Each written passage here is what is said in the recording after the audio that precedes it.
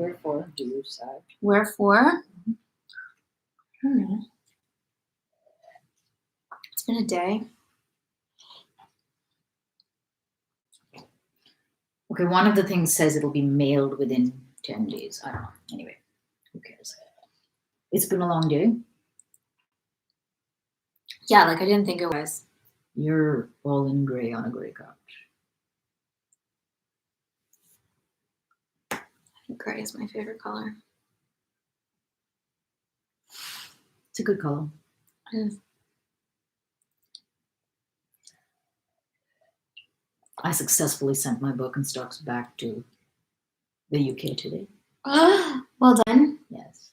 Are you getting new ones or just? Yeah. Last night I was like, at first I was gonna wait for the return. I don't know. I was gonna wait, Mm-hmm. and then I was like, bug it.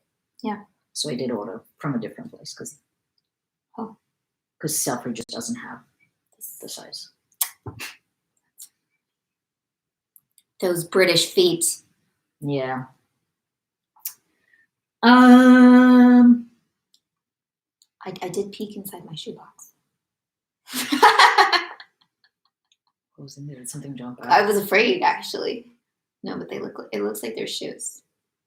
Do you know what's in there? Yeah. Why have I not? You know why I also haven't? Oh, this also reminds me, like, I want to look up Converse. I want to do, like, a Converse cleaning day. Wouldn't that be exciting? I've got Maybe a lot of them. tomorrow. Yeah. Tomorrow for the weekend. It's a long weekend. Did you know that? It's Friday today. Yeah. So we're going to be getting ready for the weekend, or in the weekend? What do you mean? We're going to use the weekend to get ready for the weekend? What? You were like, for the weekend. What does that mean? So we have clean. No, I mean, like, I think, like, cleaning is a thing that one does. On the weekend. Yeah. For the weekend. Like, to mark the weekend. You clean. I'm going to clean those shoes. Cool. Maybe. Yeah. Sounds good. Cool. Because I got to, like, take a break from all my From your my busy life. Yeah. I feel like I'm really busy. I'm busy. Yeah. Which doesn't make any sense. I mean, the days are shorter, though, too. Are they shorter? Well, Maybe they're not. Why do I think they're shorter? Like because of that 4-hour winding down period. Yeah, they're not actual shorter. No, but everyone's been saying that. Who's been saying that? Everyone's just my mom. And I'm like, yes. I'm still 5 years old. Yes, it's true. The days are shorter. No, if anything, the days are getting longer. Yes, because of... In terms of, if you're talking about, like, the sun. How that works. The sun. For a while, though, it was really feeling like everyone was sleeping in. And going to bed. I don't know. I don't ever know who you mean by everyone. Everyone, it's usually like 2 people, and I'm like, mm-hmm. Yeah, I almost never, because a lot of things that we talk about that I'm like, what? Based on what everyone is saying or what everyone is doing, and I don't know who the everyones are. Right. Yeah. Because maybe if they're specific, that's, I don't know. Yeah. Okay. So forget everyone. Let's put everyone to the side. I don't know if I can. I don't know how I got into my brain, but I definitely feel a passing of time that is different than what it was before. I think it's much more condensed in the middle of the day, and I'm like scrambling a little bit to get it done. So maybe you're waking up late and going to sleep early? You're not going to sleep early though. Right? No, but I actually am productive. I was like working last night too, and I guess they're not shorter than if I'm like waking up at 10 and staying up till 1. That's normal, right? That's 9 hours of sleep, but yeah. Well, no, I think. But I don't fall asleep at 1. Yeah. Anyway, I think every person does have a Like maybe you need 9 hours. I do. Do you? When I sleep 9 hours, I'm like, yeah. When I sleep 7, no. Hmm. Even though they say that 7 to 8. I think they say 8. I never hear 7. No. Really? Yeah, I never say 7. Who's the they? You know, everyone. Here we've encountered them again. Everyone. How much sleep do you need? 8 hours, and if I don't get 8 hours, the second preferred, I think we've talked about this, is 5. Yeah. It's that circadian. Yeah, there's Yeah. something about it that works better than 6 or 7 or 6.5 or like anything in between. Mhm.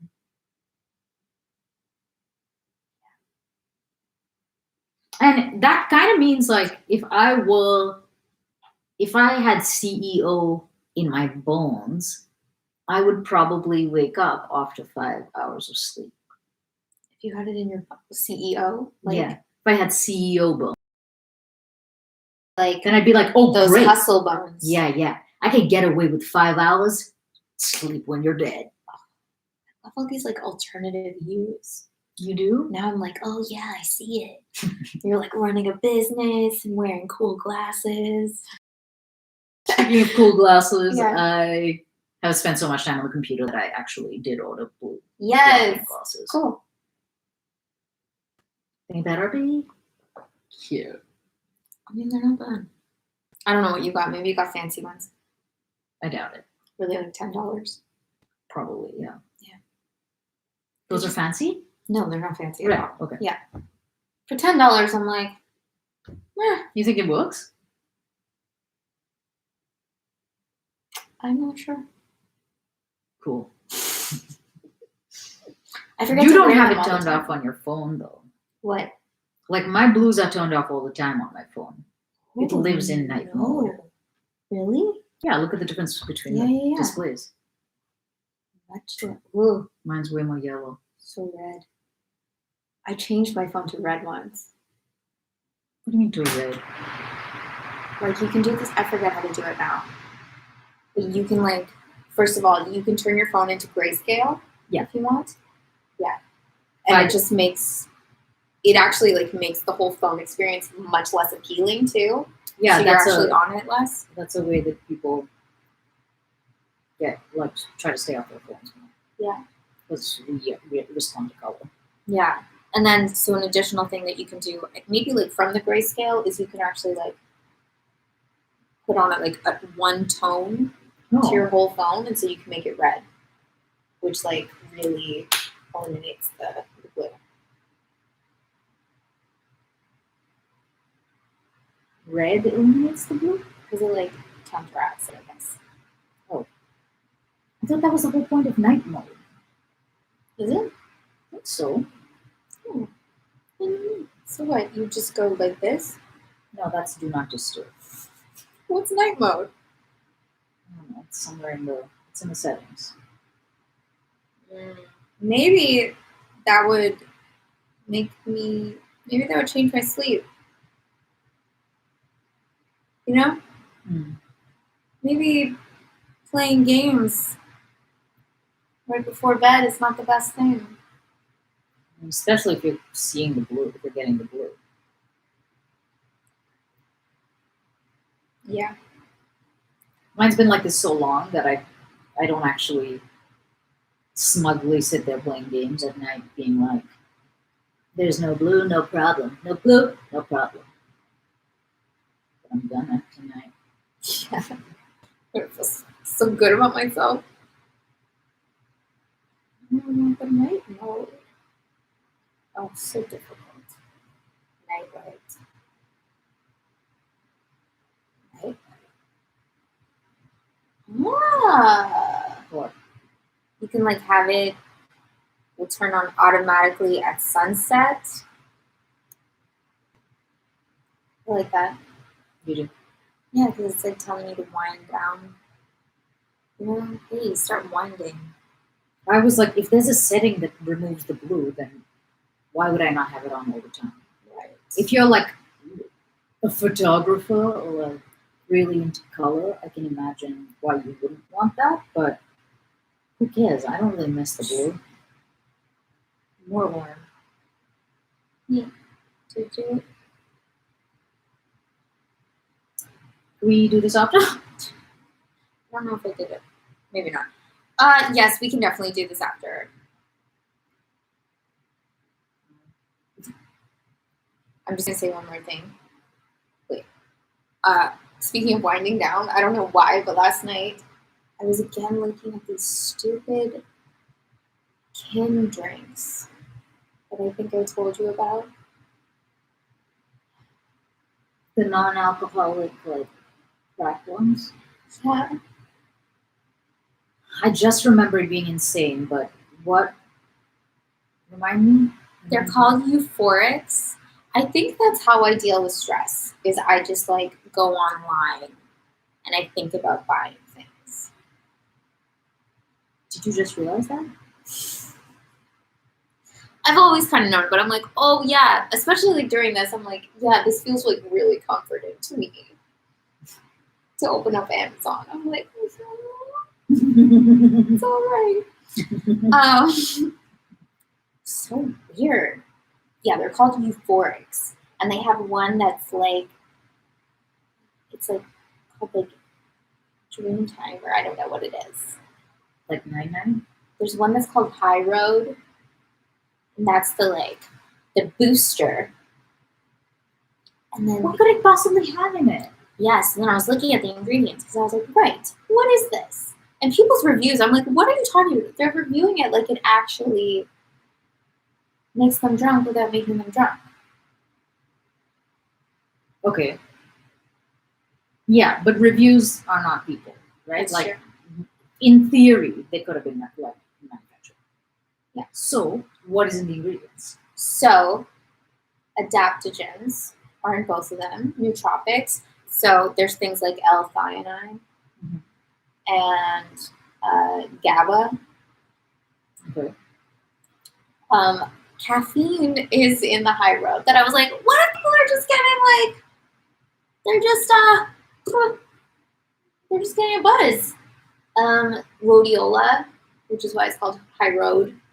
Okay, I don't know what that is. Which is like been proven to elevate your mood. And then ginseng.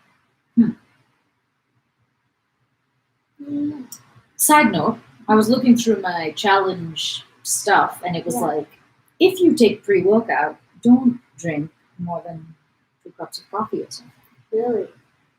So I'm now wondering, and I don't remember what I experimented with last time, but I'm now wondering if the reason I had such a bad reaction to it is because I had already drunk so much coffee. And it was like a caffeine overload. Wait. Remember Be those honest? things? Yeah, One is. I think it's honest, but It is. it makes you look at it and you're like, honest. I always do that. Yeah. So what could, because there's. So I don't know if you remember this, but Yeah. when I took the pre-workout, Yeah, I got to the gym and I was like, so itchy. Right. I was like, everything was like, it's like a crazy. Like a, Is there, head. what's it called? Niacinamide? No? Is that what it's called? I think that's the face. There's a thing, what's it called? It like makes you flush all over. I don't know. That sounds like a bad thing. I wonder if it has that. A bad thing. Like, aren't we about anti-inflammation? Because what you just said makes it sound like I've definitely inflames your whole body. taken it before. What's it called? No, it's not niacinamide. It's like that though. Yeah, because niacinamide is the stuff that I goes in the know, face. it's the thing that makes your skin pretty. Yeah. Anyway, there's a supplement that makes you flush all over, and I think it's good for like circulation. That's why people use it. Okay. And I wonder if it has that, because it feels crazy if you're not expecting that. Like, I almost couldn't. It was difficult to work out because I couldn't. I would do a couple of reps and then I'd have to scratch something. Yeah.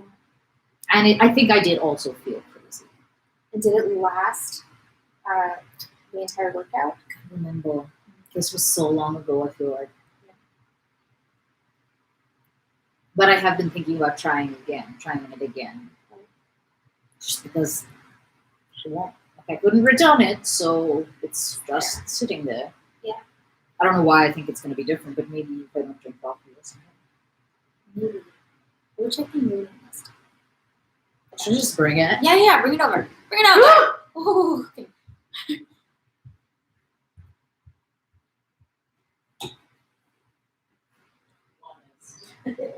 Niacin.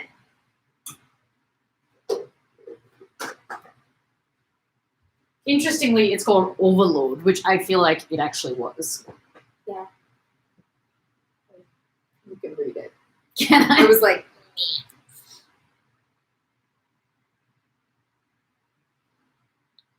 What the goddamn hell are the ingredients?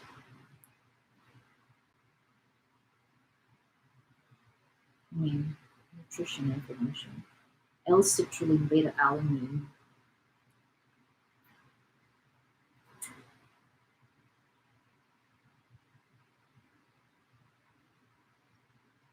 I don't know. I don't know any of this shit. I know like 2 or 3 of them. I mean, okay, so there's caffeine and green tea. Green tea is separate from caffeine. Yeah. And L-theanine. I don't know if I'm. It's dicaffeine malate. Chemistry. And then chemistry.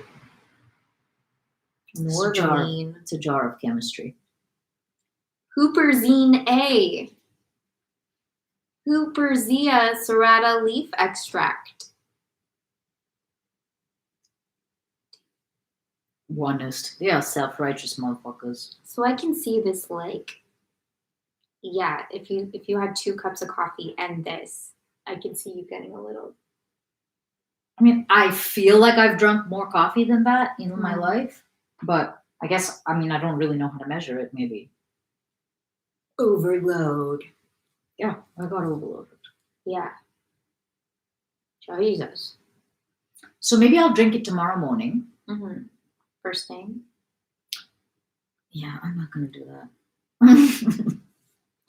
What are those monsters that don't drink coffee Yeah, I don't. before a workout? I'm the only one who has coffee in my workout, and people have made fun of me Really? for so long about it. What? For years. That makes so much sense. People are like, oh, that looks really refreshing. I'm like, it's not my only need right now to be refreshed. I just constantly want a cup of coffee. Me too. I'm so sad when it finishes. So I don't sad. know what that feeling is. I just get another one. I literally don't know what you're talking about. Yeah. How many of those pods do you go through a day? Maybe 3. It's a decent amount. 3 a special touch. A pebble. See, I try so hard just to let myself too. Of course you do, but because you like that. No, but I want the 3rd. I want it so I know, bad. but that is something that you like perpetuate. That I am constantly wanting something.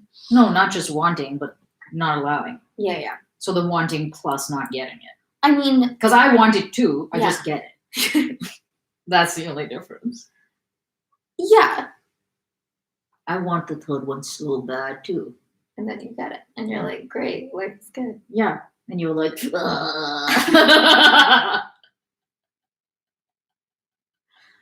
That being said, Eric told me I needed to cut back on caffeine for my thyroid. I kind of took coronavirus as an excuse to ignore that.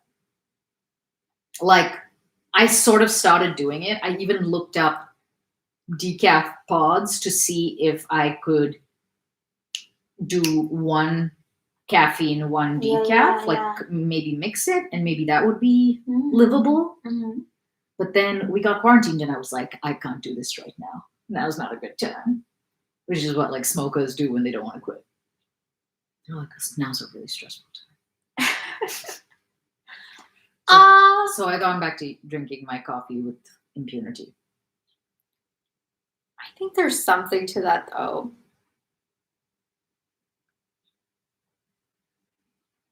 That's the only reason I can't do intermittent fasting. I was just thinking of that.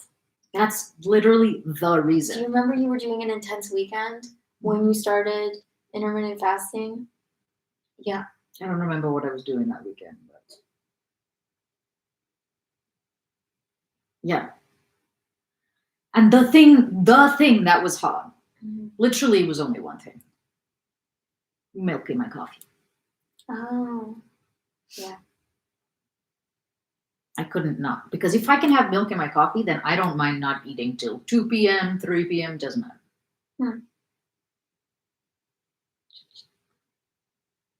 Milk in your coffee? Yeah. Did you try it black? Yeah. Obviously. It's bleak. Yeah.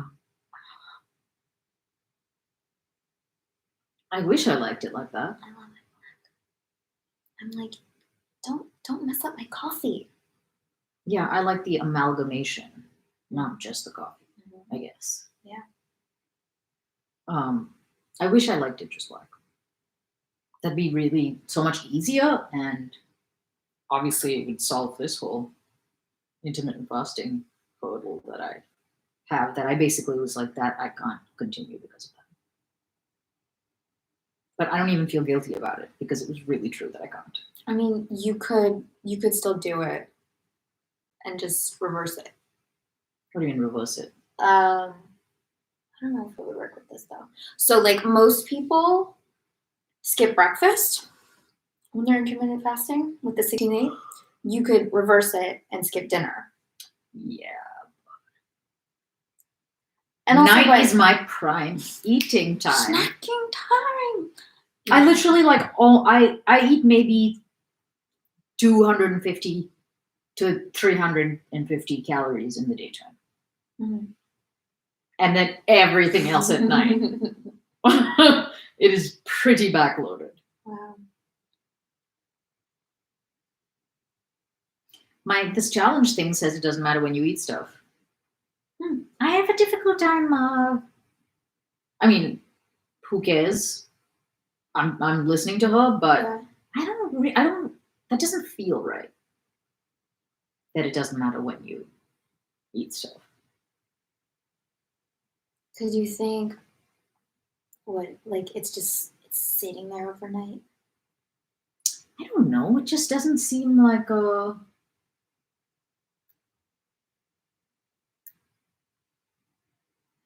This has nothing to do with this story, but I really want to tell it. Okay.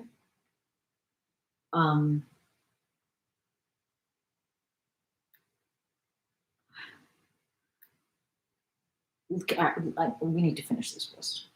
Okay, don't go on a tangent. Okay, but open up a new tab. Yeah. That's over there. Yeah, it is. Okay, Finish finish the old tab. What was the old tab? It was. Oh, timing of eating. Yeah. Just because everything seems like it's so well designed in our bodies, kind of like the 5-hour, 8-hour, I don't know, that it makes sense to me that there would be cyclical functioning in the body in the same way we sleep. So I think it would affect you if you just ate all of your calories at night and then didn't eat during the day. I want to say that would not be great. I mean, there's other people who say that actually that might be that's the whole concept of intermittent fasting actually. Is that it's actually very unnatural for humans to be getting constant food throughout the day and so much grazing and snacking because that's not how it would have been. So it's actually better for us to be eating everything all in one sitting.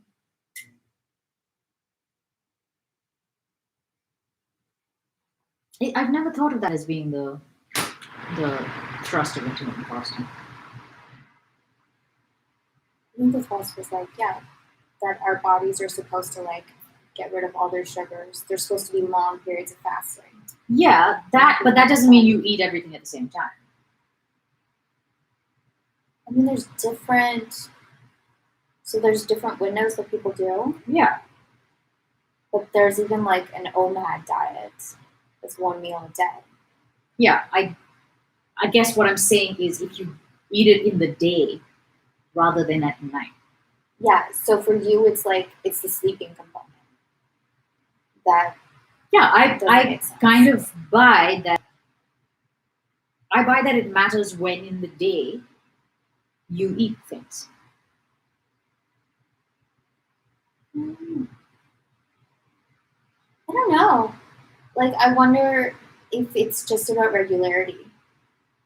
And this sounds weird, but sometimes I really think it's just like your body adapts to like it does when it's getting food, and it's like, oh, okay, yeah, this is how it's gonna go right now. For sure. Maybe it will disrupt other things about the thing. I think the most about eating late at night is they say it disrupts your sleep. Yeah. I don't know if it like makes you store fat more. I don't know either.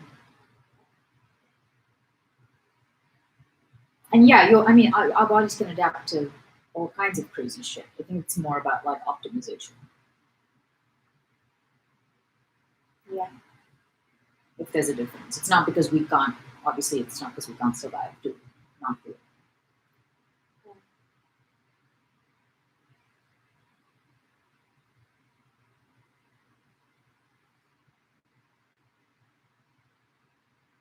Mm-hmm.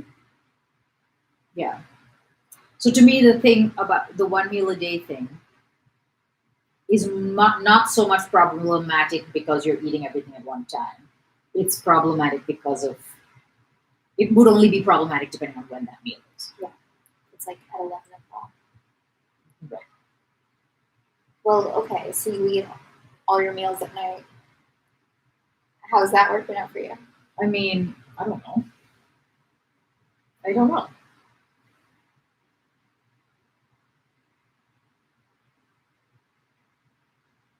You have trouble falling asleep? No. Okay.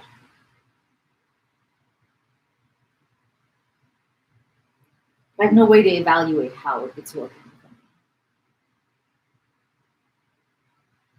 I do.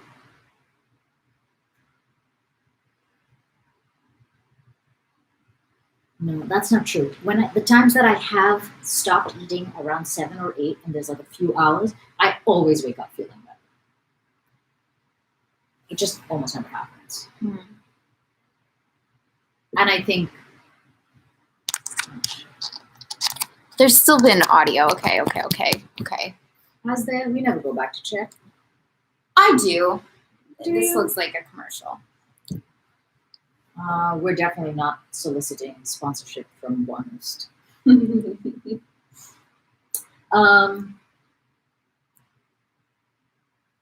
Yeah, I actually think that I wouldn't be surprised if you do store more fat if you eat right before you go to bed.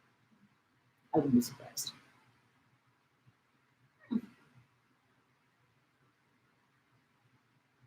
I want to say that's another intervention that people do.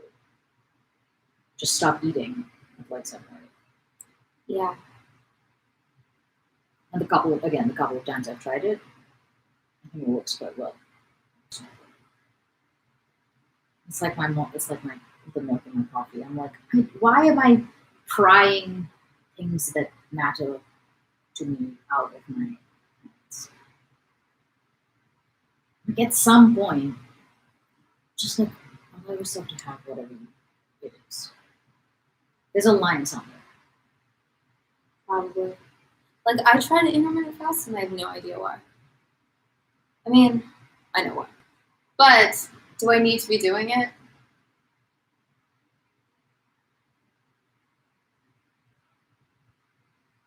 I don't know. I mean, I don't think you need to be doing it. Like, does it actually make me feel better? I'm not sure anymore.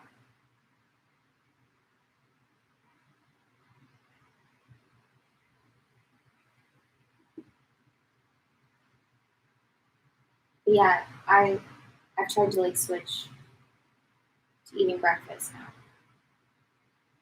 What? I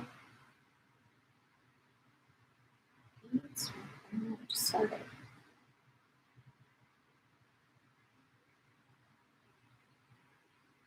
That habit forms quick. Yeah, it does. You wake up and you're like, eating time. It's so different. Yeah. Yeah.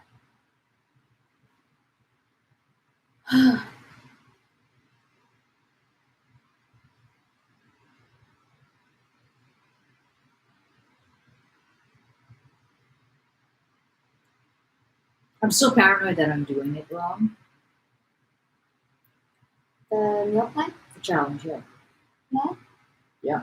I don't know what it's based on. Maybe not.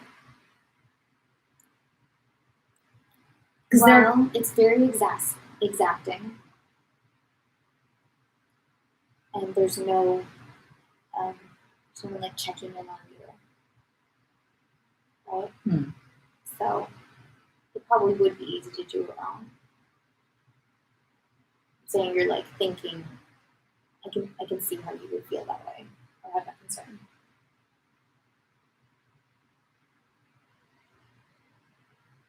But I'm also devoting a lot of energy to trying to figure it out. Well, yeah, that doesn't undo what you said. Mm-hmm.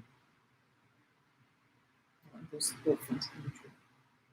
Hopefully, also you start to see results. I saw results from day one, but I don't know how much of that is in my head. Yeah. Because that's also a thing to create like all positive momentum and motivation. Like I think sometimes I am like, this is working great. Yeah. And that's the thing that helps me do the thing. Yeah. So I don't really know if there is or was a difference, or I should have fucking weighed myself and done a bunch of things before I did this. I can still do it. Yeah. Weighed myself meaning not my weight, my like composition. Mm. How do you do that? My scale does it. Oh, fancy scale. Mm-hmm. Okay. Tells you your numbers. Well, how does it do that? No idea. It tells you your bone weight. It tells you your muscle weight. It tells you your fat weight, like how much water weight. I'm actually like, I think you have to put your feet on it. what's it doing? I don't know. If you can't do it in shoes or whatever. Yeah.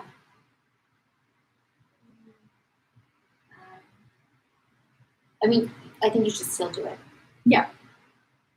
I'm scared. I haven't weighed myself in a long ass time. Yeah. I think I had a dream that I weighed myself and I weighed 127 pounds. And I was like, that's so much. It's not so much for you. Tall people. For very short people, it is a lot. Depends on how short. But I ever 127? That's a very specific number to dream. I like the number 27. And I like twos and I like sevens. When I turned 27, I basically got stuck there in some way. I thought I was 27 for like 3 years. 27. Yeah, 20. Like, it sounds good. 27. Good number. Yeah. For some reason, that makes me think of Mr. Rogers. You know how he, like, always weighed the same his entire life, apparently? He did? Yeah. He's like, yep, there we go. 1-3-4s. No, what was it? I don't know. It was some like magic number. He could not have been one. No. I don't think he was that. He wasn't that skinny. Maybe it was like, I forget what it was. Anyway, apparently, never changed. That's funny. Yeah. That's really funny.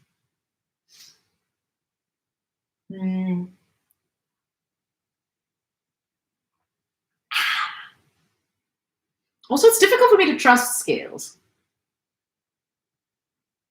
Yes, those scales. They're always getting up to something. No, like they're malfunctioning. I'm like, Yeah. yeah, but is it really? Is it right? Yeah. Especially when it's doing like complex measurements. Yeah. I feel like I would doubt it. That scale. I told you about the scale at Forward, right? No. They have like a scale. Who's they? Forward. It's this like health care provider that I signed up for. And like it's very modern and Where is it? Science fiction. Canada or here? No, it's here. And you go into their office and it's like all glass, because of course. And then they have this scale in the front room. You like sign yourself in on a tablet. And then for your first appointment, or maybe every appointment, they're like, okay, great, we're gonna like come over and like measure your stats. So like everyone in the mall can see you being measured. Measured how? Like, so you step on a scale and it does like a scan of your body, and there's a screen and it like creates a replica of your body. And then just standing on the scale, I think there's like a bar too, and it takes like, yeah, it just takes all of your stats. I forget if it like measures your like body, your skeleton weight, or Probably all does. of that. Yeah. It was very nerve-wracking to do that with a glass window. Like, what if it's gonna show? And I haven't weighed myself in a long time, too. So weird. It's in a mall? Yeah. It was at the Central City Mall. Huh. I don't know this place. Forward or Central? Forward. Forward. Doctor's Office of the Future. Cool. I told you about it. Yeah. And you were like, I don't think that's right. I don't know where you went, but I don't think they took your blood. I think they sold it on the black market. Maybe that's what they did with it. And they're trying to seem so transparent in their design because they're actually like opaque as fuck. So fancy. After I took, like normally after you give blood or whatever, this is why I'm like, ooh, fancy. Like they didn't give me a cookie. No. They gave me a fancy energy bar. Oh. Yeah. It's that advanced. That's the future. And the Band-Aid had superheroes on it. What if you don't like superheroes? I bet they have others. You accepted the superhero one? You want I'm not really into superhero movies? Shut up. Do you have any others? Into BoJack Horseman, and then they're like, pew! Yeah.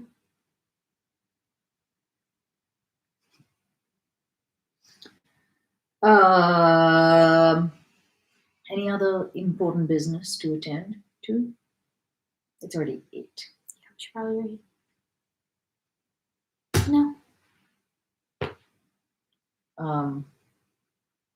Yeah, because you're gonna have to start winding down really soon. True.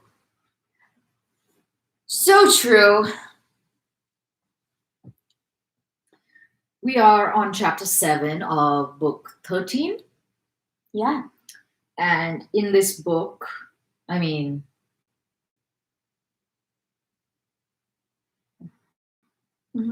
were with Kutuzov.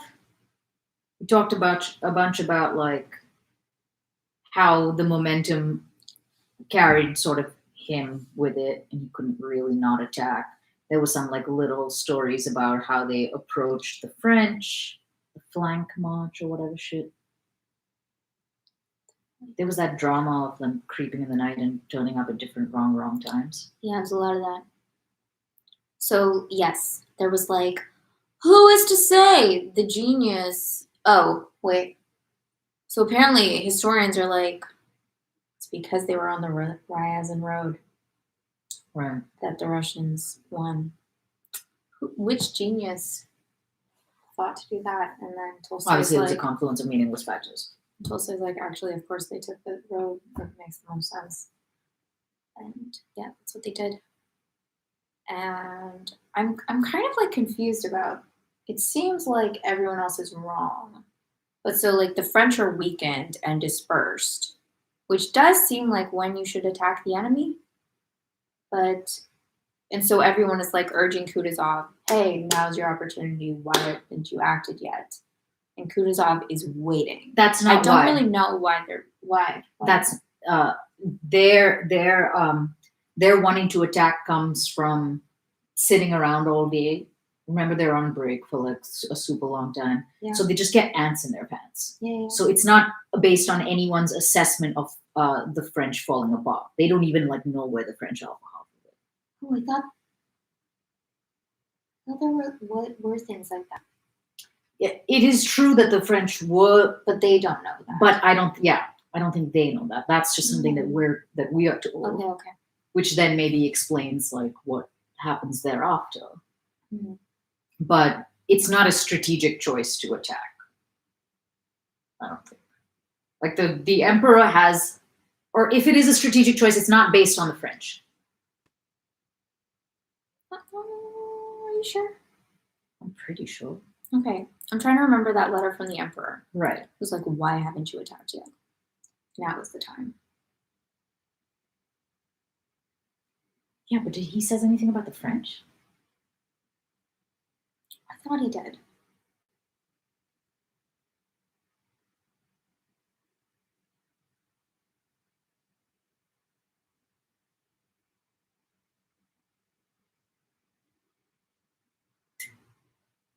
Plus, the Russians have been up near their food and supply routes, so they're in as good shape as they can be. Yeah. They're well rested. Yes. Well fed. They're doing good. I think there's definitely like an impatience factor, and the fact that Moscow has been taken. It's like, yes, what are we doing? Yes. And don't let them get to Petersburg as well. I think all of those things are definitely motivating factors. I personally don't remember because I don't think that they're aware really that Moscow has eaten the French. I don't think they know that because it's occupied. What was that little bit about the Cossack who had been out chasing a hare and came upon a French encampment? Yeah, what was that bit? From the army. Yeah. But that's what I mean. They don't know what's going on. But what happened afterward? The one guy, Orlov Dmitri, no, this is Denisov. Orlov Denisov. Oh, that's the part? Yeah. Wasn't I melding together? The guy came back and was like, yeah. It's that. The columns happen because the guy blunders on the French and comes back and he's like, they're over there. They're right there. And so then they're like, okay, let's creep into position. I thought Orlov Denisov had a Pole come to him. But maybe it's connected. Yeah, and after they came up with a plan to advance on the French, who they just discovered were casually camped nearby, a guy came over from that camp and was like, they've never promoted me. Yeah. It's such good timing. I thought that was the weirdest timing. Yeah, you totally called that. They were like, we still don't really know. We don't know. Yeah. But I think it's very strange to be like, and maybe it was in part the fact that he was talking about his promotion and stuff. I was like, they're doing a sneak attack right now. What are we talking about? Right. Like, he needs to give his messages. I don't know. So how sneaky can you be if this Pole is just like, hey guys, I saw you over in the forest here. Wanted to let you know I'm unhappy with my current employment. And here's my resume. How did he know they were there? Anyway, so you remember what happened with that? Yeah. Orlov Denisov basically was like, it's too bright, the sun's up, and he just like went in. Yeah. And who knows what happened after that? Who knows? We may never find out. There was a lot of you yesterday were like, I never realized how disorganized and logistics, how much it's logistics. Yeah. Whole new world. A bunch of idiots. This world, a bunch of idiots made it. For the most part. One of the weirdest things to find out was that, like, in Afghanistan and Iraq and stuff, when people go there and are on bases there, they have like, it's a little bit like Century City Mall. Like, they on the camp have like a Pizza Hut and a Burger King and a McDonald's and like all these things to like that like approximate, and they like watch movies. It's like a lot. Like, to me, surprisingly much like here. I had no idea that there was like a McDonald's at every pretty much major army base. I don't know what I thought was happening. Yeah, I didn't picture that. Yeah. I'm sure they don't either. This be so weird. Yeah, because I remember one of my exes who was there was like, yeah, the guys were like spending all their money on TVs and like fancy, and I was like, to what way? Like, Right. I have clearly a really, but no, they had access to like all this technology and they're like playing Game Boy and shit on the base. Yeah, I think I've seen that in movies.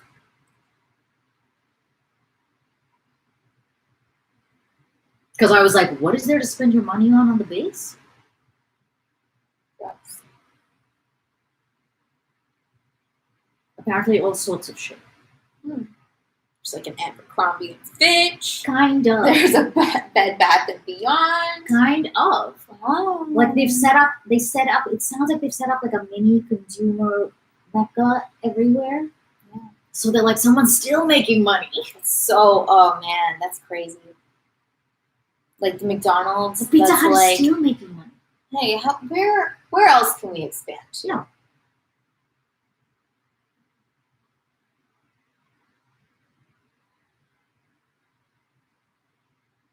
Who works at that McDonald's? I was just thinking about that. It's like when I'm at the airport. Yeah. I'm like, who are you? That you look at the stuff. Like, what would my life be if I looked at the Starbucks at LAX in like at my gate 4? Where do you park?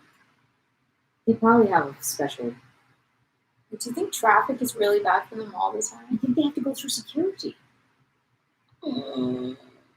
No. Every day? I can only imagine that is the case. Because, and maybe they do have a separate employee security thing that's not crowded or whatever. Yeah. But yeah, all the people who get on planes, the pilots, the crew, all of those people will have to go through security. It is weird when you're like, oh, an airport is really just a mall with planes coming in and out. Got it. And sometimes it's like a really good mall, and other times it's like It's a great mall. Yeah. There's some good airports out there. Yeah, they're There's one with like a waterfall in the middle of it. you can like live your life in a mall. I mean, not in a mall, in an airport. In an airport. In a mall. Yeah. In a mall port. That sounds like a French word. I've seen the terminal. Wait, is that what it's called? I haven't seen it. I think that is what it's called. Yeah. He Should we lives off ketchup. That's the Off thing. ketchup? Yeah, this is the thing I most remember about it. Because he doesn't have money. He doesn't like have any currency or cards. Okay. Yeah, why? But anyway, so he has to figure out like how to survive, and there's this little section where he figures out that he can get the condiments for free. Doesn't go for the pickles. I don't know. They don't got fancy. There's not like a hot dog stand. I thought there was. I didn't think that hot dogs were that fancy. Oh, they are. Okay. And I don't know how he ends up like with some saltines. I don't know how he gets. I guess those are like an extra, so he's allowed those. Mm-hmm. And ketchup packets, and he makes these little ketchup sandwiches out of the saltines. That wouldn't be bad. Except It's like tomato soup, right? Except it's nutritionally meaningless, like completely devoid of any properties that food should have. Yeah. But I don't think it would taste that bad. I was really hungry. Yeah. Oh. Would you rather do like a ketchup sandwich or a mustard sandwich? Why do I have to choose? Or you would do mix both, yeah. Ooh, exciting. Mm.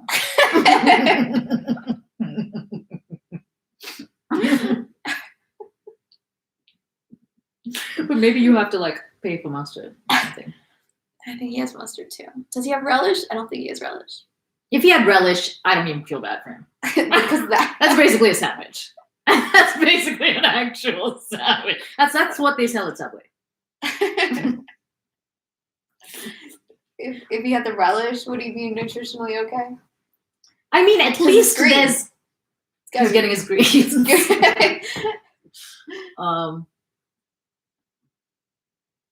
Yeah, eat your colors. I'm hungry.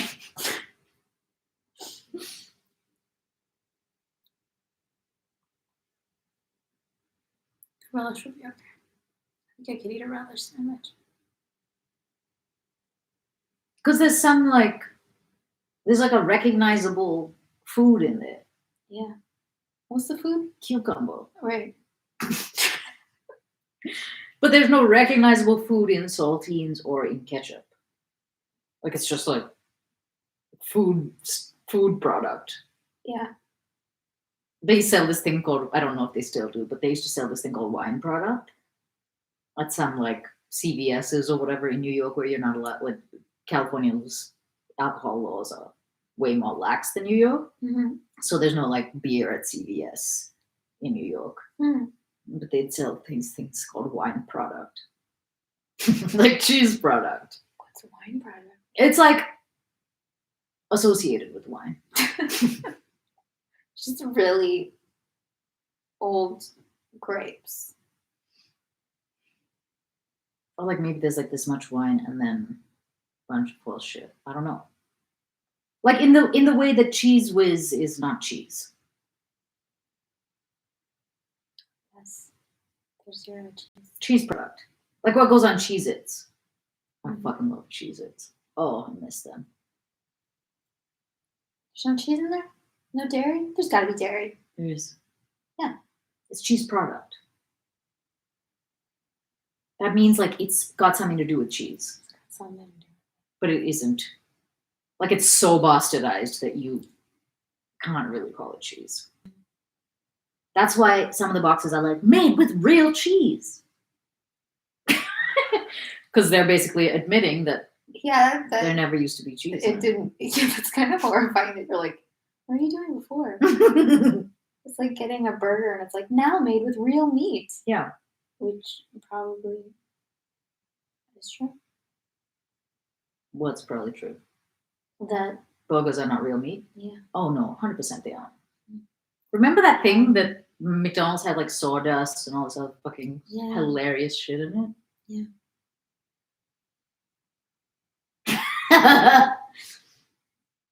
I watched I'm most of the way through the McMillions documentary series on HBO.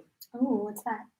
It's about how the Monopoly game at McDonald's was apparently like rigged for like decades and no one knew. No. Yeah.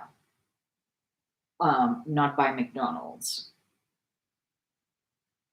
But yeah, someone was like, all of the winners were inauthentic winners. So everyone that won, like over a course of years, was all both full of shit. They all were given the piece. And there was like one or two guys connecting all of these winners. Wow. Yeah. Sounds good. And McDonald's cared a lot about that. Oh yeah. They were like, this is not right. That does not go with the McDonald's name, you know? No, they were devastated. Yeah. McDonald's, you're supposed to see those golden arches and you're supposed to feel at home. Did you ever watch that Michael Keaton? No, I never did. I forget what it's called. The creator? The founder? The founder. Yeah. The creator would be God, Nithya. The Creator. I've seen that one too. You have? You've seen The Creator. You've seen God? I'm seeing it right now. Me too. Okay, chapter 7. Should we fucking read already? Yeah. Chapter 7. Mm-hmm. Meanwhile, another column was to have attacked the French from the front, but Kutuzov accompanied that column. He well knew that nothing but confusion would come of this battle undertaken against his will, and as far as was in his power, held the troops back. He did not advance. He rode silently on his small gray horse, indolently answering suggestions that they should attack. The word attack is always on your tongue, but you don't see that we are unable to execute complicated maneuvers, said he to Miloradovich. This guy always kills me. Miloradovich. Or Miloradovich. Who asked permission to advance. I just try to say it as quickly as possible so no one questions me. Yeah. God, Ishan says coronavirus so fast in that song. Yeah. Coronavirus. Who? Not coronavirus. We couldn't take Murat prisoner this morning or get to the place in time, and nothing can be done now, he replied to someone else. When Kutuzov was informed that at the French rear, where, according to the reports of the Cossacks there, had previously been nobody, there were now 2 battalions of Poles. He gave a sidelong glance. This is all one sentence. I'm reading it fucked up. Gave a sidelong glance at Ermolov, who was behind him and to whom he had not spoken since the previous day. You see, they are asking to attack and making plans of all kinds, but as soon as one gets to business, nothing is ready, and the enemy, forewarned, takes measures accordingly. Ermolov screwed up his eyes and smiled faintly on hearing these words. He understood that for him the storm had blown over, and that Kutuzov would content himself with that hint. He's having a little fun at my expense, said Ermolov softly, nudging with his knee Raevsky, who was at his side. Soon after this, Ermolov moved up to Kutuzov and respectfully remarked, It is not too late yet, Your Highness. The enemy has not gone away. If you were to order an attack. If not, the guards will not so much as see a little smoke. Kutuzov did not reply, but when they reported to him that Murat's troops were in retreat, he ordered an advance, though at every 100 paces he halted for 3/4 of an hour. The whole battle consisted in what Orlov Denisov's Cossacks had done. The rest of the army merely lost some hundreds of men uselessly. In consequence of this battle, Kutuzov received a diamond decoration, and Bennigsen some diamonds, and 100,000 rubles. Why are there cash prizes? I don't know. Others also received pleasant recognitions. Yes, a diamond is the most pleasant recognition. Pleasant recognitions corresponding to their various grades. And following the battle, fresh changes were made in the staff. Why do they get decorations when it's just like, it's pure chance? You're sounding a little like Tolstoy. Yeah, I know. Because obviously everyone thinks it's thanks to them. What happened? Like, why didn't Orlov get anything? Orlov Denisov? Yeah. He's too lowly, but maybe he got some type of precious stone. But it was probably like Tiger's Eye or some shit. That's how everything is done with us. All topsy-turvy, said the Russian officers and generals after the Tarotino battle, letting it be understood that some fool there is doing things all wrong. Okay. But that we ourselves should not have done so, just as people speak today.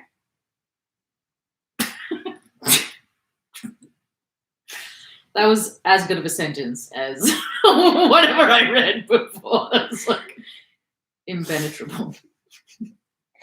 But People who talk like that either do not know what they are talking about or deliberately deceive themselves. No battle, Tarantino, Borodino, or Austerlitz takes place as those who planned it anticipated. Yes! Yes, that is an essential condition. A countless number of free forces, for nowhere is man freer than during a battle, where it is a question of life and death, influence the course taken by the fight, and that course never can be known in advance and never coincides with the direction of any one force.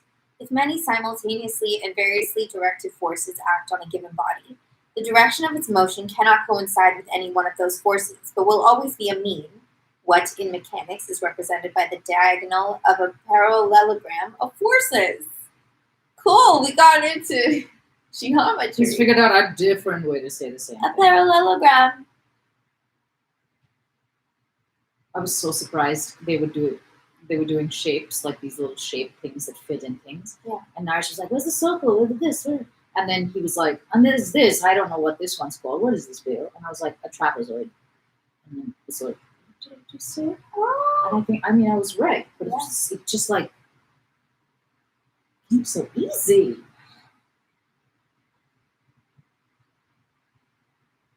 I'm sorry. I'm a mathematics genius. She remembered the trapezoid. I don't know if I would do that, but it just came. Yeah. It was just there. It was just there. I literally didn't think. Yeah. And then I was like, wait, is that true? And I think it was.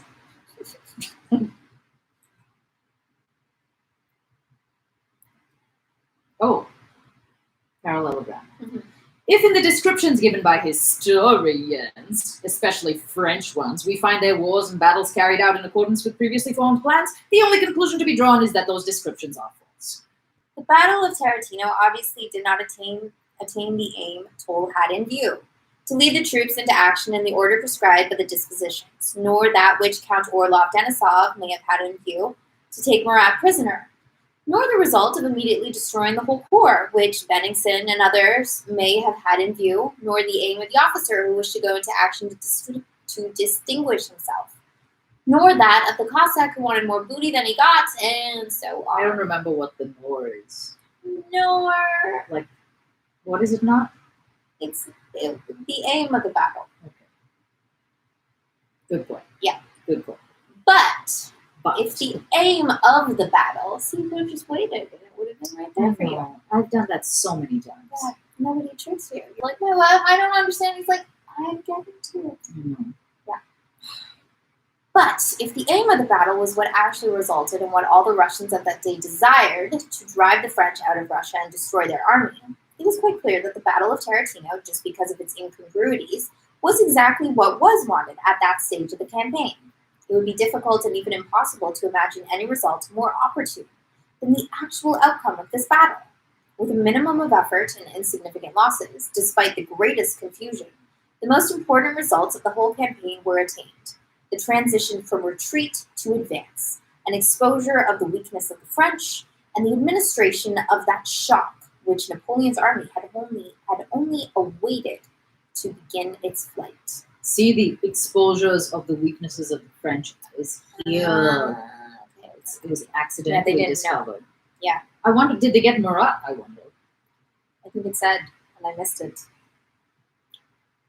It was one of those, nor was. Yeah. But then I don't know if it actually ended up happening.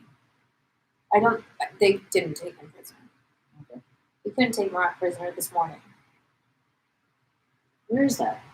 At the very beginning Of? the chapter. Like, paragraph 4. What chapter? 7. We just read that? Yeah, we're done the chapter. No, I know. Yeah. What? That's the part I do know. Yeah. We couldn't take Murat prisoner this morning or get to the place in time, and nothing can be done now, he replied to someone else. I wasn't present yet. It was when we were talking about Miloradovich. That's probably why. Yeah, we were just confused by that name. Useless. Chapter 8. Mm-hmm. Napoleon enters Moscow after the brilliant victory de la Moscowa. There can be no doubt about the victory, for the battlefield remains in the hands of the French. The Russians retreat and abandon their ancient capital. Moscow, abounding in provisions, arms, munitions, and incalculable wealth, is in Napoleon's hands. The Russian army, only half the strength of the French, does not make a single attempt to attack for a whole month. Napoleon's position is most brilliant. He can either fall on the Russian army with double its strength and destroy it, negotiate an advantageous peace, or in case of a refusal, make a menacing move on Petersburg, or even, in the case of the reverse, return to Smolensk or Vilna, or remain in Moscow. In short, no special genius would seem to be required to retain the brilliant position the French held at that time. For that, only very simple and easy steps were necessary: not to allow the troops to loot, to prepare winter clothing, of which there was sufficient in Moscow for the whole army, and methodically to collect the provisions, of which, according to the French historians, there were enough in Moscow to supply the whole army for 6 months.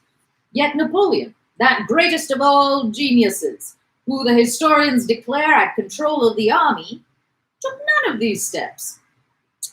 He not merely did nothing of the kind, but on the contrary, he used his power to select the most foolish and ruinous of all the courses open to him. Of all that Napoleon might have done, wintering in Moscow, advancing on Petersburg or on Nizhny Novgorod, or retiring by a more northerly or more southerly route, say by the road Kutuzov afterwards took, nothing more stupid or disastrous can be imagined than what he actually did. He remained in Moscow till October, letting the troops plunder the city. Then, hesitating whether to leave a garrison behind him, he quitted Moscow, approached Kutuzov without joining battle, turned to the right, and reached Maloyaroslavets, again without attempting to break through and take the road Kutuzov took, but retiring instead to Mozhaisk along the devastated Smolensk road. Nothing more stupid than that could have been devised, or more disastrous for the army, as the sequel showed. Had Napoleon's aim been to destroy his army, the most skillful strategist could hardly have devised any series of actions that would so completely have accomplished that purpose, independently of anything the Russian army might do. Napoleon, the man of genius, did this. But to say that he destroyed his army because he wished to, or because he was very stupid, would be as unjust as to say that he had brought his troops to Moscow because he wished to, and because he was very clever and a genius. In both cases, his personal activity, having no more force than the personal activity of any soldier, merely coincided with the laws that guided the event. The historians quite falsely represent Napoleon's faculties as having weakened in Moscow, and do so only because the result did not justify his actions. He employed all his ability and strength to do the best he could for himself and his army, as he had done previously, and as he subsequently did in 1813. His activity at that time was no less astounding than it was in Egypt, in Italy, in Austria, and in Prussia. We do not know for certain in how far his genius was genuine in Egypt, where 40 centuries looked down upon his grandeur, for his great exploits there are all told us by Frenchmen. We cannot accurately estimate his genius in Austria or Prussia, for we have to draw our information from French or German sources, and the incomprehensible surrender of whole corps without fighting and fortresses, without a siege, must incline Germans to recognize his genius as the only explanation of the war carried on in Germany. But we, thank God, have no need to recognize his genius in order to hide our shame. We have paid for the right to look at the matter plainly and simply, and we will not abandon that right. His activity in Moscow was as amazing and as full of genius as elsewhere. Order after order and plan after plan were issued by him from the time he entered Moscow till the time he left it. The absence of citizens and of a deputation, and even the burning of Moscow, did not disconcert him. He did not lose sight either of the welfare of his army, or of the doings of the enemy, or of the welfare of the people of Russia, or of the direction of affairs in Paris, or of diplomatic considerations concerning the terms of the anticipated peace. Cool. So Napoleon is a dumbass. Blunders. Yeah. It's like a poker game. You're bound to lose eventually. Even though there is some skill in poker. Guess there's no skill. There's nothing. There's just blundering. I mean, I feel like that's what we're getting beaten over the head with constantly. that the laws prohibit there being any sense. Yeah, like don't you need to hold both that like Napoleon was good at what he did? I mean, And you can't say that he was the cause of being good at it. You know? yeah. That doesn't seem like his style. Obviously he was good at it. I mean, he did it. So Right. isn't that really the most important evidence you need? Is whether or not he did it successfully? Yeah. Like, doesn't that determine it? Yeah. Right. Definitely there's like other factors, but yeah, if he had been a complete dumbass, it wouldn't have happened. There would be no war. I mean, maybe I think he's saying that it would.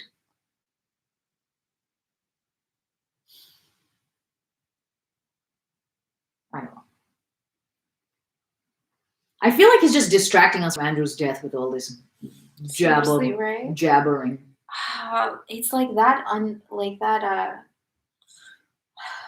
the unsyncopated it's just like the mashup that we go from like being devastated and now for something completely different. Mhm.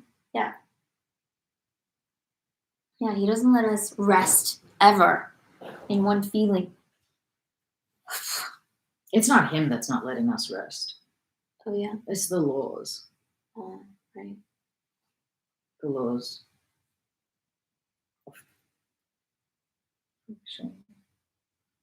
You're right. Yeah. I'm trying to collapse Yeah. internally. Yeah. Is it working? Yeah, totally. Chapter 9. Oh, by the way, I haven't forgotten the other open tab. Oh, I had. It was the most bizarre thing. What was it? Okay, I'll tell you. Okay. The same army base boyfriend Okay. had this ongoing rant about, and he ranted about almost nothing. He had this like shockingly fervent platform about traffic, and the gist of it was that this is very Trumpian. He wouldn't break very much. He tried not to break at all costs. And if you were like, why? It's because he thought that traffic buildup was happening because people were braking. Okay. So it's getting like cause and effect a little like. Yeah. Right. He'd be like, stop braking, guys, because you're mucking up the flow. But people are also braking because that is the flow. Because they can't flow. Yeah. That never seemed to be. Stop braking, guys. Like go through that person's windshield? I don't know. I was always like, this doesn't make any sense. There's like people are like people braking was a thing that he was like, it's like throwing your cigarette on the sidewalk. It was like fucking motherfuckers are braking every chance they get. And I was like, I don't. So I'm assuming in traffic he was like constantly weaving. Oh yeah. Yeah. He's like, everyone should be weaving like this. I don't know if he thought everyone. No, he thought that if they weren't braking, everybody would just be going. Right, but so I'm saying like, so if there's like a car next to him in the same situation, they should be doing what he's doing. And then if everyone was he wouldn't have to do. Would be no. No, he wouldn't have to do what he was doing. This is the perspective. He wouldn't have to do all the weaving if people would just stop with the brake lights. Because if people just resisted the urge to brake, this whole thing would be moving.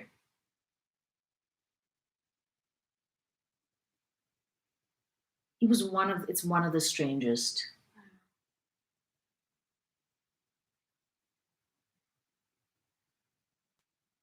He had some really bizarre ideas about how people should be conducting traffic, and that would be a way better system. And I was like, So it was basically like traffic should never exist because if everyone's just going forward.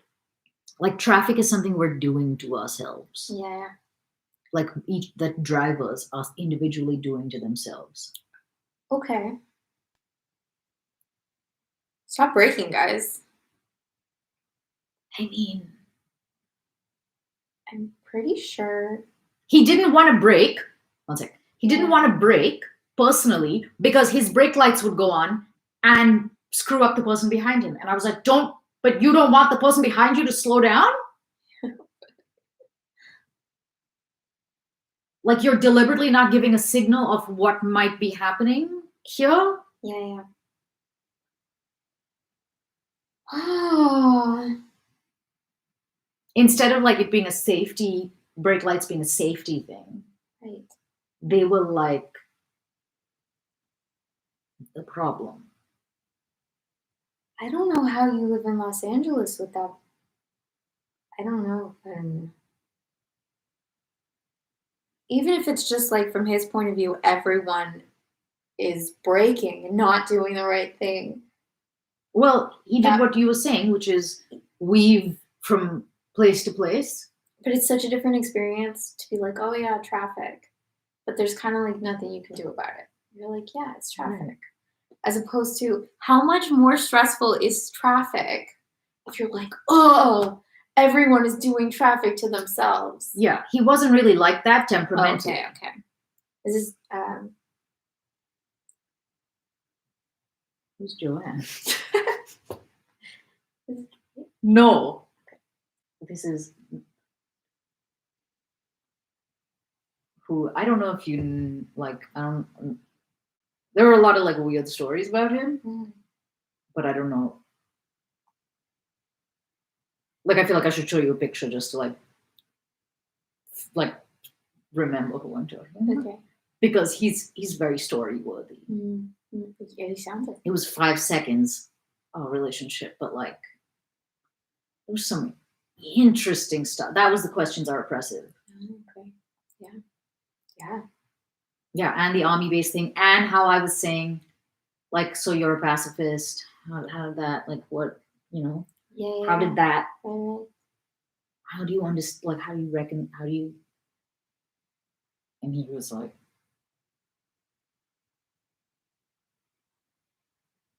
but he like went to that Yogananda's thing in the Palisades and was like I loved it. And made me go to like a service there. Made me. And after the meditation, I don't know if he asked or I asked. I haven't thought about this in so long. Like, how was that for you or whatever? And he was like, I just went so deep. I don't know why I think that's funny. I was like, oh, how cool for you. I just want people to just like, what does that mean? Where are they going? What's that? What makes them think that they're deep? When do you think TM is starting up again? When do you think they're reopening? I don't know. You would think actually it would be soon. You would. Because if it's like a one-on-one thing. But it's not exclusively. That's just like a part of it. That's just the one part. Is there a classroom? I forget. Yes. There's like 3. But I was definitely like, are there really so many people trying to get into this session that we can't sit 6 feet down? There may be. It's a pretty spacious room, wasn't it? Or you think it's there? I do. Yeah. You don't. I think it's in some like antechamber. I don't know. It's a very weird setup. It should have been way nicer. I know. Remember we walked in and the first thing I said was like, what are they doing with the money? Seriously. Clearly they're not using it here. That video? But I mean, like, make a new video, guys. It's like from the 1987. I don't know what that was from. Yeah. Like, I think it might have been a VCR. No, it wasn't. It wasn't. She accessed it on her computer. But Yeah. It felt like there were fax machines sitting around and Yes. stacks of paper. And like the decor looked like they had just picked it up like at a Goodwill or What something. decor? I mean, like the couch and the I said something about the carpet. I remember that. yeah. It was all very like lavender colored. It's very strange. But it wasn't cohesive. No, that's why Like I'm like the Goodwill. Goodwill Like thing. they're just like, oh, I guess we'll get a couch. That's couch. That's couch. Yeah. And they were like folding chairs. A bunch of those people were just like on like, folding chairs. Yeah.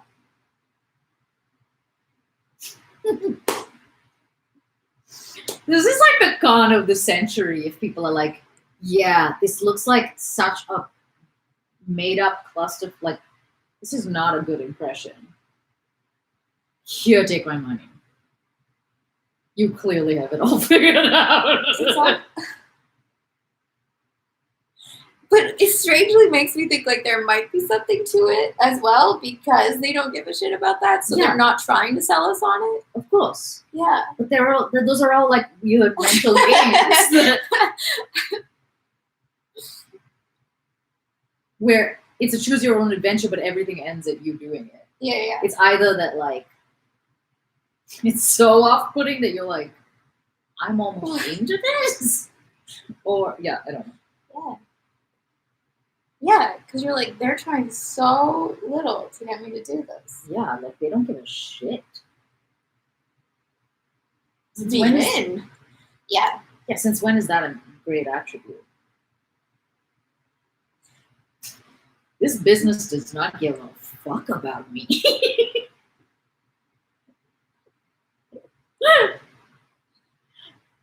It's like the start of any great relationship.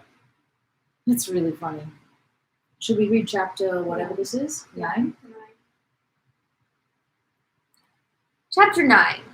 With regard to military matters, Napoleon immediately on his entry into Moscow gave General Sebastiani strict orders to observe the movements of the Russian army, sent army corps out along the different roads, and charged Murat to find Kutuzov.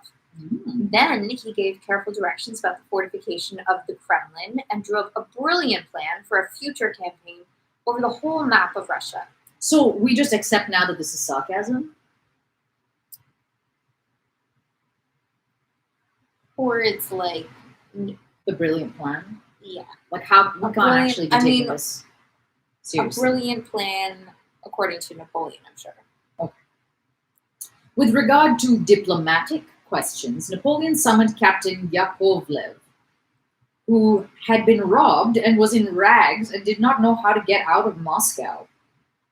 Minutely explained to him his whole policy and his magnanimity, and having written a letter to the Emperor Alexander in which he considered it his duty to inform his friend and brother that Rostopchin had managed affairs badly in Moscow, he dispatched Yakovlev to Petersburg.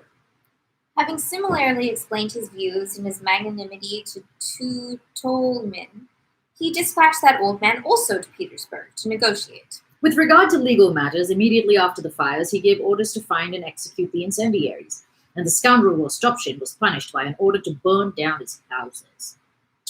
With regard to administrative matters, Moscow was granted a constitution. A municipality was established, and the following announcement issued. Inhabitants of Moscow! Your misfortunes are cruel, but His Majesty the Emperor and King desires to arrest their course. Terrible examples have taught you how he punishes disobedience and crime. Strict measures have been taken to put an end to disorder and to re-establish public security. A paternal administration, chosen from among yourselves, will form your municipality or city government. It will take care of you, of your needs, and of your welfare. Its members will be distinguished by a red ribbon worn across the shoulder, and the mayor of the city will wear a white belt as well. But when not on duty, they will only wear a red ribbon around the left arm. Thanks. The city police is established on its former footing. Just so far from The city, The city police is established on its former footing, and better order always prevails in consequence of its activity.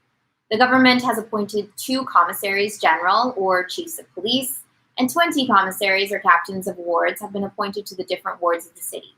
You will recognize them by the white ribbon they wear on the left arm. Several churches of different denominations are open, and divine service is performed in them unhindered.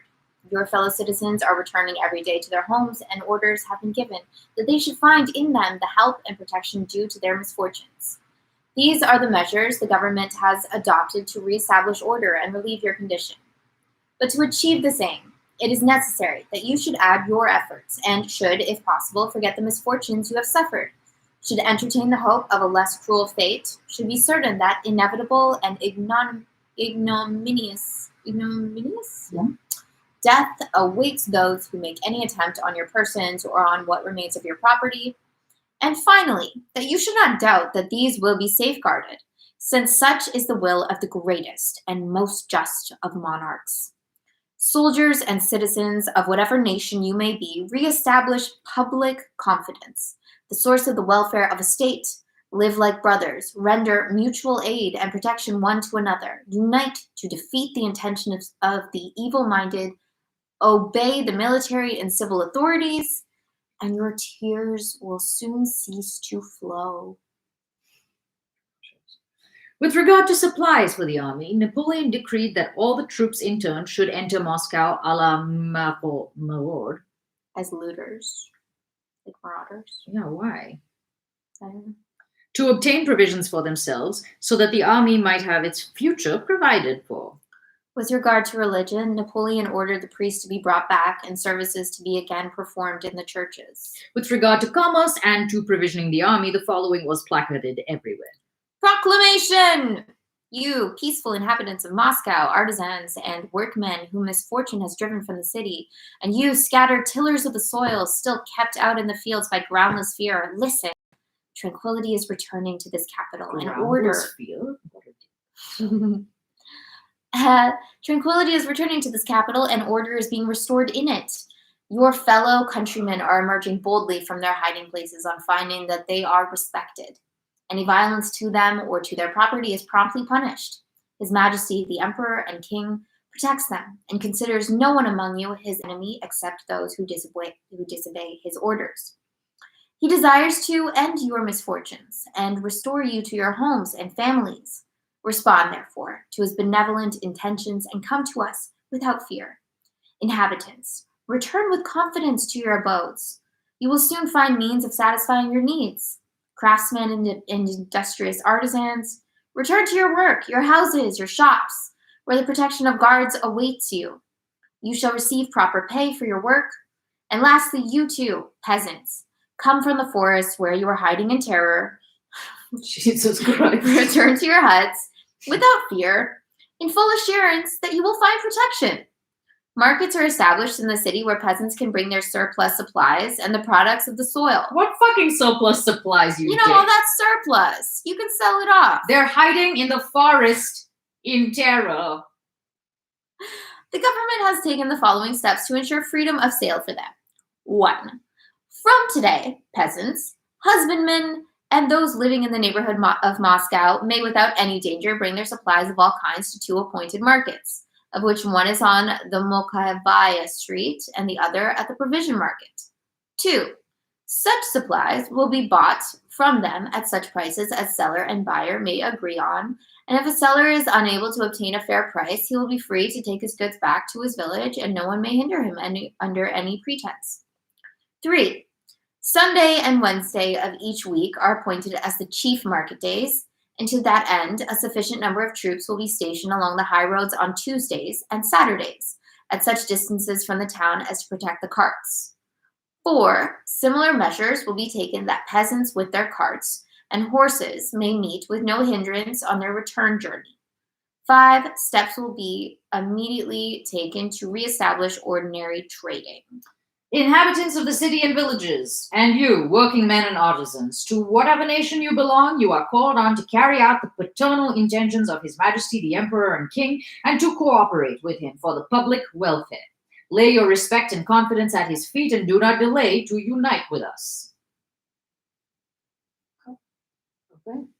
With the object of raising the spirits of the troops and of the people, reviews were constantly held and rewards distributed. The emperor rode through the streets to comfort the inhabitants, and despite his preoccupation with state affairs, himself visited the theaters that were established by his order. In regard to philanthropy, the greatest virtue of crowned heads, Napoleon also did all in his power. He caused the words Maison de ma mère to be inscribed on the charitable institutions, thereby combining tender filial affection with the majestic benevolence of a monarch. He visited the foundling hospital and, allowing the orphans saved by him to kiss his white hands, graciously conversed with Tutulmin. Then, as Thiers eloquently recounts, he ordered his soldiers to be paid in forged Russian money, which he had prepared. Raising the use of these means by an act worthy of himself and of the French army, he let relief be distributed to those who had been burned out. But as food was too precious to be given to foreigners, who were for the most part enemies, Napoleon preferred to supply them with money with which to purchase food from outside, and had paper rubles distributed to them. With reference to army discipline, orders were continually being issued to inflict severe punishment for the non-performance of military duties and to suppress robbery. Okay. Wow. This is fascinating tonight. Chapter 10. But strange to say, all these measures, efforts, and plans, which were not at all worse than others issued in similar circumstances, did not affect the essence of the matter, but, like the hands of a clock detached from the mechanism, swung about in an arbitrary and aimless way without engaging the cogwheels.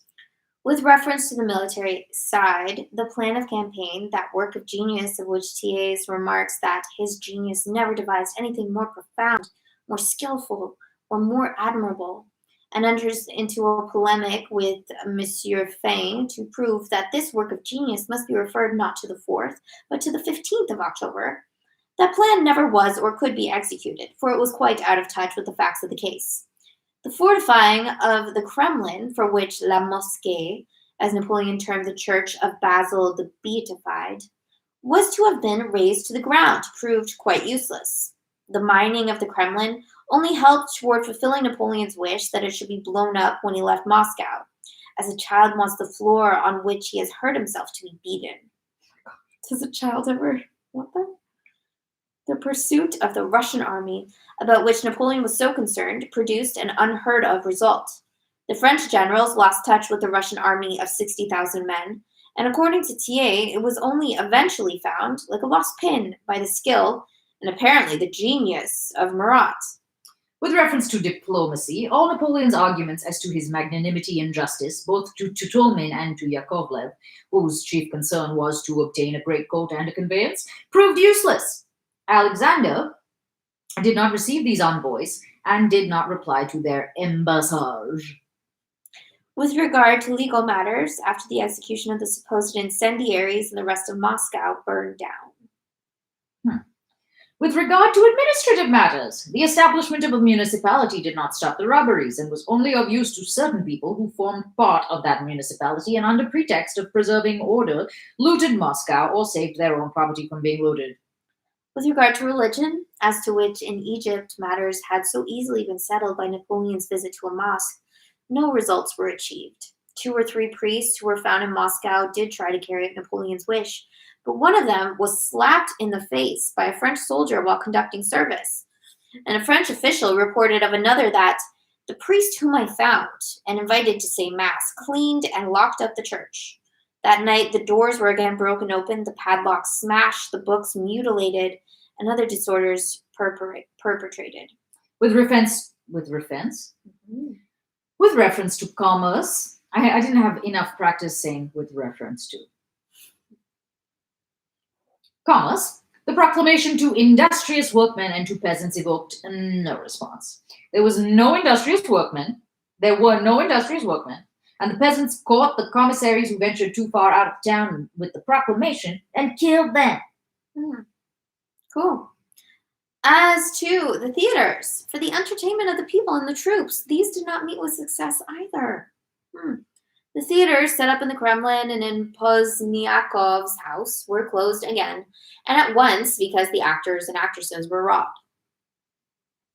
Even philanthropy did not have the desired effect. The genuine as well as the false paper money which flooded Moscow lost its value. The French, collecting booty, cared only for gold. Not only was the paper money valueless, which Napoleon so graciously distributed to the unfortunate, but even silver lost its value in relation to gold. But the most amazing example of the ineffectiveness of the orders given by the authorities at that time was Napoleon's attempt to stop the looting and reestablish discipline. This is what the army authorities were reporting. Looting continues in the city, despite the decrees against it. Order is not yet restored, and not a single merchant is carrying on trade in a lawful manner. The sutlers alone venture to trade, and they sell stolen goods. The neighborhood of my ward continues to be pillaged by soldiers of the Third Corps, who, not satisfied with taking from the unfortunate inhabitants hiding in the cellars the little they have left, even have the ferocity to wound them with their sabers, as I have repeatedly witnessed. Nothing new, except that the soldiers are robbing and pillaging. October 9th. Robbery and pillaging continue. There is a band of thieves in our district who ought to be arrested by a strong force October 11th. The emperor is extremely displeased that despite the strict orders to stop pillage, like pillage is starting to just sound like a really funny word, parties of marauding guards are continually seen returning to the Kremlin. Among the old guard, disorder and pillage were renewed more violently than ever yesterday evening, last night, and today. The emperor sees with regret that the picked soldiers appointed to guard his person, who should set an example of discipline, carry disobedience to such a point that they break into the cellars and stores containing army supplies. Others have disgraced themselves to the extent of disobeying sentinels and officers, and have abused and beaten them. The Grand Marshal of the palace, wrote the governor, complained bitterly that in spite of repeated orders, the soldiers continued to commit nuisances in all the courtyards and even under the very windows of the emperor. That army, like a herd of cattle, run wild and trampling underfoot the provender, which might have saved it from starvation, disintegrated and perished. With each additional day it remained in Moscow, but it did not go away. It began to run away only when suddenly seized by a panic caused by the capture of transport trains on the Smolensk road and by the Battle of Tarantino. The news of that Battle of Tarantino, unexpectedly received by Napoleon at a review, evoked in him a desire to punish the Russians, Thiers says, and he issued the order for departure which the whole army was demanding. Fleeing from Moscow, the soldiers took with them everything they had stolen. Why? Sorry, 1 second. Yeah. Why were they demanding leaving Moscow? Aren't they having the time of their lives? They really are. Any issue? Are they not that into pillaging? Because that's not what it seems like. What's the? Wait. What do you mean fleeing? So Napoleon orders the departure, which for apparently the army. All of them wanted.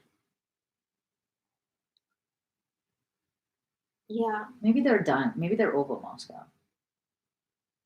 I mean, if they've stolen everything. Yeah. Maybe they're like, cool, we're done. We got what we wanted. Yeah. Okay. Keep your men. I don't know, man. It's kind of crazy. Like, it's kind of crazy how in one context, everyone is, for the most part, in line, no matter what the nonsense of the miscommunications and the misplanning and the unforeseeable, blah, blah, blah, blah. Yeah. Despite all that, there's relative order. Right. And they've done this before. Like, they captured all of Europe. Why is Moscow the place where suddenly they're... I mean, they've said many times that it's very, very rich.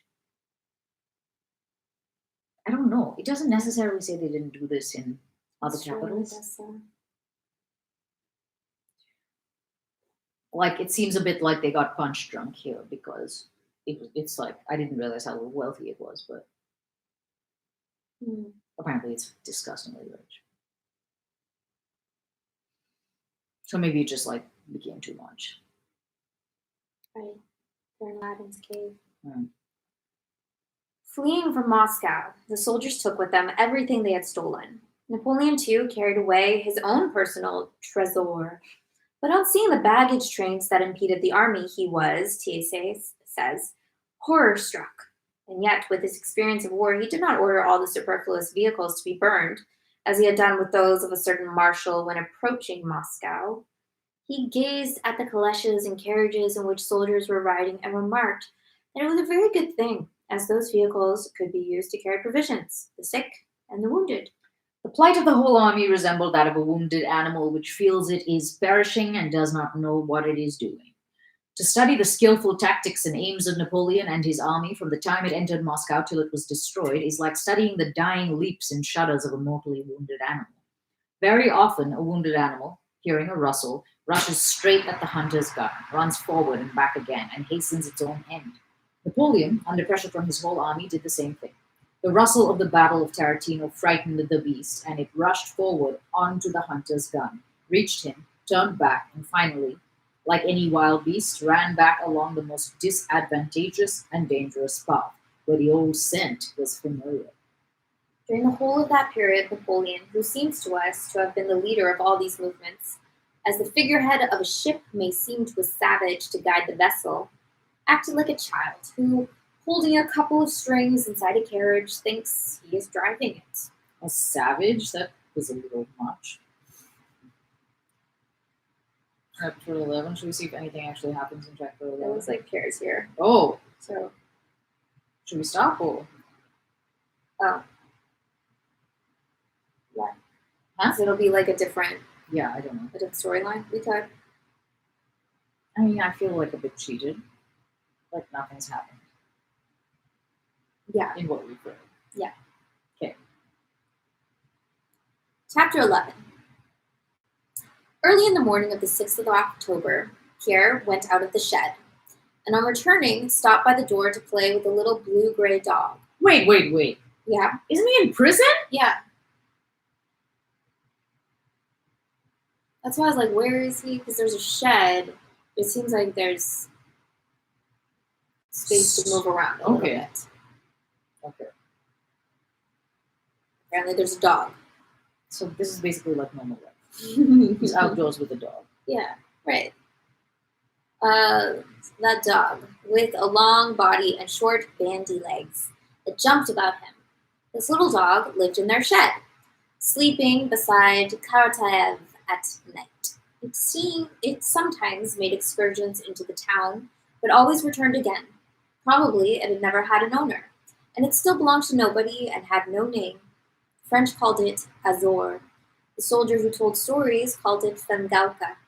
Karataev and others called it Gray, or sometimes Flabby. Its lack of a master, a name, or even of a breed, or any definite color did not seem to trouble the blue-gray dog in the least. Its furry tail stood up firm and round as a plume. Its bandy legs served it so well that it would often gracefully lift a hind leg and run very easily and quickly on three legs, as if disdaining to use all four. Everything pleased it. Now it would roll on its back, yelping with delight, now bask in the sun with a thoughtful air of importance, and now frolic about, playing with a chip of wood or a straw. Pierre's attire by now consisted of a dirty torn shirt, the only remnant of his former clothing, a pair of soldier's trousers, which by Karataev's advice he tied with string around the ankles for warmth, and a peasant coat and cap. Physically, he had changed much during this time. He no longer seemed stout, though he still had the appearance of solidity and strength hereditary in his family. A beard and mustache covered the lower part of his face, and a tangle of hair infested with lice curled around his head like a cap. The look of his eyes was resolute, calm, and animatedly alert, as never before. The former slackness, which had shown itself even in his eyes, was now replaced by an energetic readiness for action and resistance. His feet were bare. Pierre first looked down the field across which vehicles and horsemen were passing that morning, then into the distance across the river, then at the dog who was pretending to be in earnest about biting him, and then at his bare feet, which he placed with pleasure in various positions, moving his dirty, thick, big toes. Every time he looked at his bare feet, a smile of animated self-satisfaction flitted across his face. The sight of them reminded him of all he had experienced and learned during these weeks, and this recollection was pleasant to him. For some days the weather had been calm and clear, with slight frosts in the mornings, what is called an old wives' summer. In the sunshine, the air was warm, and that warmth was particularly pleasant, with the invigorating freshness of the morning frost still in the air. On everything, far and near lay the magic crystal glitter seen only at that time of autumn. The Sparrow Hills were visible in the distance, with the village, the church, and the large white house. The bare trees, the sand, the bricks on the roofs of the houses, the green church spire, and the corners of the White House in the distance all stood out in the transparent air in most delicate outline and with unnatural clearness. Nearby could be seen the familiar ruins of a half-burned mansion occupied by the French, with lilac bushes still showing dark green beside the fence, and even that ruined and befouled house, which in dull weather was repulsively ugly, seemed in his mouth, came from behind a corner of the shed and approached Pierre with a friendly wink. "What sunshine, Monsieur Kirill!" Their name for Pierre. "Eh? Just like spring." And the corporal leaned against the door and offered Pierre his pipe, though whenever he offered it, Pierre always declined it. "To be on the march in such weather," he began. Pierre inquired what was being said about leaving, and the corporal told him that nearly all the troops were starting, and there ought to be an order about the prisoners that day. Sokolov, one of the soldiers in the shed with Pierre, was dying, and Pierre told the corporal that something should be done about him. The corporal replied that Pierre need not worry about that, as they had an ambulance and a permanent hospital, and arrangements would be made for the sick, and that in general, everything that could happen had been foreseen by the authorities. "Besides, Monsieur Kirill, you have only to say a word to the captain, you know. He's a man who never forgets anything. Speak to the captain when he makes his round. He will do anything for you." The captain, of whom the corporal spoke, often had long chats with Pierre and showed him all sorts of favors. "You see, St. Thomas," he said to me the other day, "Monsieur Kirill is a man of education who speaks French. He is a Russian seigneur who has had misfortunes, but he is a man, unlike all of the others. He knows what's what. If he wants anything and asks me, he won't get a refusal. Okay? When one has studied, you see, one likes education and well-bred people. It is for your sake I mention it, Monsieur Kirill. The other day, if it had not been for you, that affair would have ended ill." After chatting a little while longer, the corporal went away. The affair he had alluded to had happened a few days before, a fight between the prisoners and the French soldiers, in which Pierre had succeeded in pacifying his comrades. Some of the prisoners who had heard Pierre talking to the corporal immediately asked what the Frenchman had said. While Pierre was repeating what he had been told about the army leaving Moscow, a thin, sallow, tattered French soldier came up to the door of the shed. Rapidly and timidly raising his fingers to his forehead by way of a greeting, he asked Pierre whether the soldier Platoche, to whom he had given a shirt to sew, was in the shed. A week before, the French had had boot leather and linen issued to them, which they had given out to the prisoners to make up into boots and shirts for them. "Ready, ready, dear fellow," said Karatiev, coming out with a neatly folded shirt. Karatiev, on account of the warm weather and for convenience at work, was wearing only trousers and a tattered shirt as black as soot. His hair was bound round, workman's fashion, with a wisp of lime tree bast. And his round face seemed rounder and pleasanter than ever. "A promise is own brother to what? A promise is own brother to performance?" Yeah. Promise is... I don't know. I can't decipher it. A promise is own brother to performance. Cool. "I said Friday, and here it is. Ready," said Platon, smiling and unfolding the shirt he had sewn. So he's like, "Yeah, I performed my promise." Mm-hmm. Okay. The Frenchman glanced around uneasily. That one broke my brain. I know. And then, as if overcoming his hesitation, rapidly threw off his uniform and put on the shirt. He had a long, greasy, flowered silk waistcoat next to his sallow, thin, bare body, but no shirt.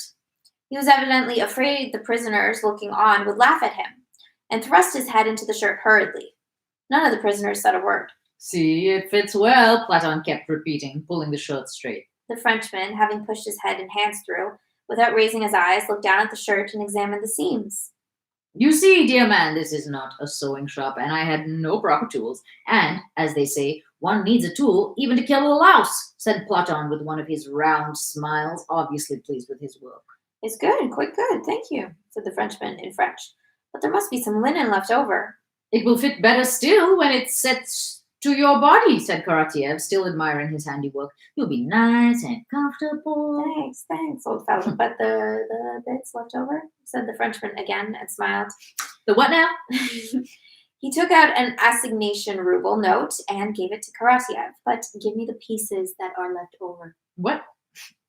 Pierre saw that Platon did not want to understand what the Frenchman was saying, and he looked on without interfering. Karatiev thanked the Frenchman for the money and went on admiring his own work. The Frenchman insisted on having the pieces returned that were left over and asked Pierre to translate what he said. What does he want the bits for? Said Karatiev. They make fine leg bands for us. Well, never mind. And Karatiev, with a suddenly changed and saddened expression, took a small bundle of scraps from inside his shirt and gave it to the Frenchman without looking at him. Oh dear, muttered Karatiev and went away. The Frenchman looked at the linen, considered for a moment, then looked inquiringly at Pierre, and, as if Pierre's look had told him something, suddenly blushed and shouted in a squeaky voice. Platoche! Hey, Platoche! Keep them yourself, Dick. And handing back the odd bits, he turned and went out. There, look at that, said Karatiev, swaying his head. People said they were not Christians, but they too have souls. It's what the old folks used to say, a sweating hand's an open hand, a dry hand's close. He's naked, but yet he's given it back. Karatiev, another saying, Deep. gems. Mm. Karatiev smiled thoughtfully and was silent a while, looking at the pieces. But they'll make grand leg bands, dear friend, he said, and went back into the shed. It's a leg band. Just gonna make bracelets for all his buddies? No, he's making leg warmers. Whatever. That's super sweet. Yeah. Should we be done? Yeah. Because I need to eat something. Okay. It's Remember over. when I used to make acai bowls and eat them? Yeah, I do. All those bananas. I know. They're waiting for you. I And they're know. like, I actually can eat. I realized now I can eat some banana in the morning with breakfast. oh. I don't know how much, but it wouldn't be frozen. I'd have to just eat it straight. Because I don't want to gnaw on a frozen banana. Oh, wait. No, it's not in your shake. Yeah, right, obviously. Oh, I could put it in my protein smoothie. Yeah. Which is right now protein powder and water. What a smoothie. What a smooth smoothie.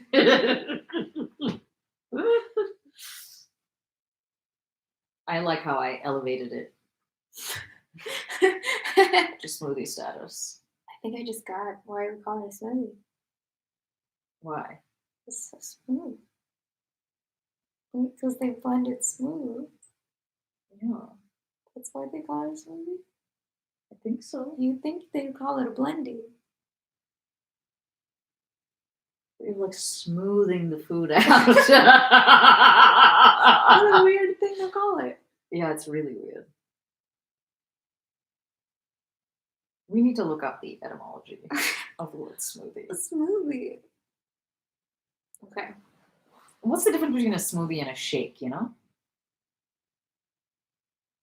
A shake is with milk. No, I don't know. Isn't that the same? A shake is with ice cream? I used to think so, but I feel like I've heard people be like protein Yeah, shake, you're right. protein shake. Yeah. At some point, shake became. I think it's the exact same. But shake is this. And this doesn't make sense. What is it? Look at that. Yeah. Yeah. None of these words are right. Come up with a new one. Protein. It should be a protein blend. But that could be a blend of many powders. Right.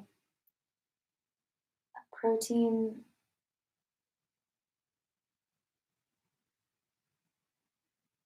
We'll work on it. Okay. Good night.